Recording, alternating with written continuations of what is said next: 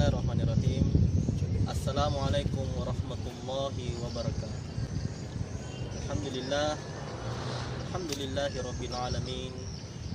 Wa bihi nasta'inu ala umuri dunya waddin. Asyhadu an la ilaha illallah wa asyhadu anna Muhammadan abduhu wa rasuluh. Allahumma shalli ala sayyidina Muhammadin wa ala alihi washabihi ajma'in.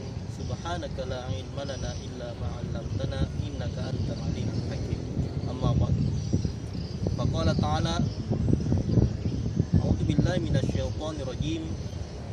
Bismillahirrahmanirrahim. La in syakartum la azidannakum wa la in kafartum inna 'adzabi lasyadid. Shadaqallahul azim. Hadirin pemirsa yang budiman yang dirahmati Allah Subhanahu wa taala. Alhamdulillah adalah suatu kata yang sepantasnya kita ucapkan sebagai umat yang beriman, khususnya sebagai orang yang mukmin, karena kita bersyukur atas nikmat yang Allah berikan kepada kita semua dengan cara mengucapkan alhamdulillah sebagai takdim kita kepada seluruh nikmat yang Allah berikan kepada kita semua. Adapun nikmat yang Allah berikan kepada kita semua hambanya, khususnya ada 3. Yang pertama yang Allah berikan kepada kita semua itu nikmatun jasmaniyah.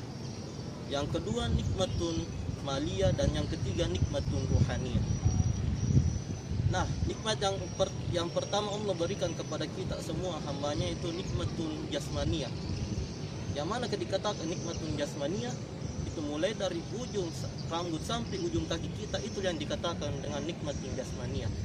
Bahasa Bugisnya penyama watakali ya angkana warik Allah Ta'ala. Hadirin pemirsa budiman yang dirahmati oleh Allah Subhanahu wa taala.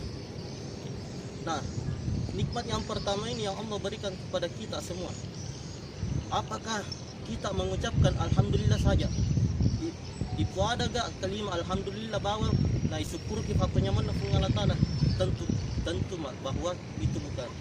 Kita tidak mengatakan alhamdulillah saja, akan tetapi di samping kita mengucapkan alhamdulillah, kita juga mengungkapkan dengan perbuatan. Sebagaimana pepatah Bugis mengatakan, si sebu ada si dipangkokan, pero si dipangkokan papan nesa. 1000 bahasa dan 1 usaha, maka usaha itu yang akan menentukan hasilnya. Nah, dari ujung rambut sampai ujung kaki itu nikmat jasmani yang Allah berikan kepada kita semua. Kapan kita bisa merasakan nikmatnya, nikmat jasmani ini? Betapa bagusnya nikmat jasmani ini jika kita sudah mencapai umur 40, 50, 60 dan 60 ke atas. Disitulah kita bisa merasakan betapa nikmatnya, betapa bergunanya nikmat jasmani kepada kita. Jadi untuk itu, di samping kita mengucapkan alhamdulillah, juga kita mengungkapkan dengan usaha, yaitu kita harus mempergunakan jasmani kita, badan kita untuk apa? Untuk beribadah kepada Allah, untuk mendirikan sholat, untuk membuat wajib kita sujud di hadapan Allah Subhanahu wa taala. Hadirin pemirsa budiman yang Allah dirahmati oleh Allah Subhanahu wa taala. Nikmat selanjutnya yang Allah berikan kepada kita semua yaitu nikmatun maliyah, atau bisa dikatakan nikmat harta.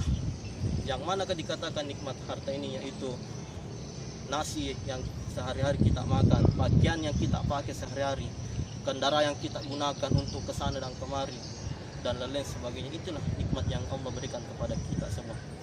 Apakah cukup juga kita mengucapkan alhamdulillah? Bahwa alhamdulillah Allah memberikan kita nikmat yang banyak, harta yang berlimpah.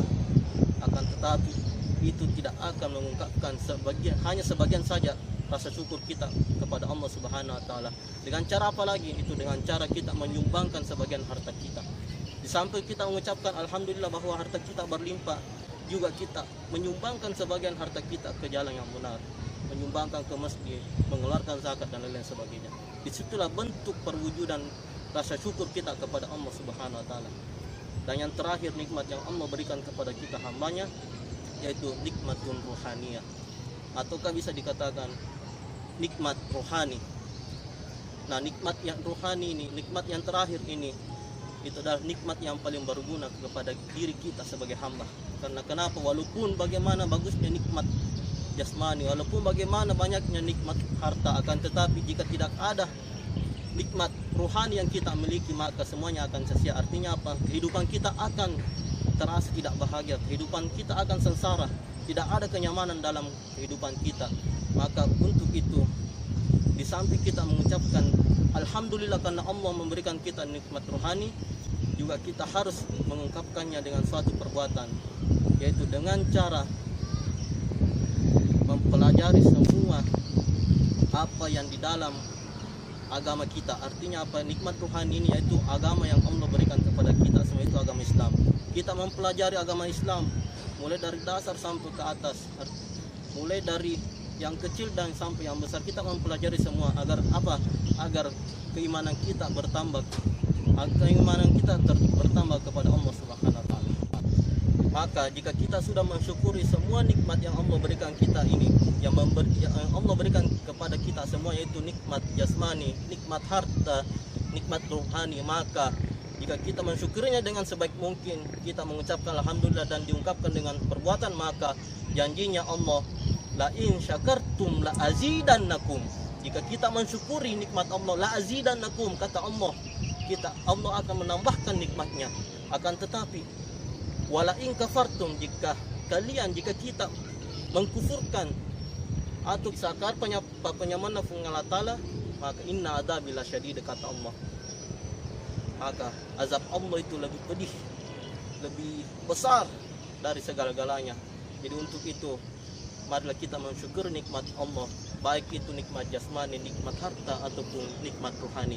Mungkin cukup sekian, mudah-mudahan bermanfaat bagi kita semua, terutamanya bagi yang berbicara. Akhirul kalam, wabillahi taufiq wasada. Assalamualaikum warahmatullahi wabarakatuh.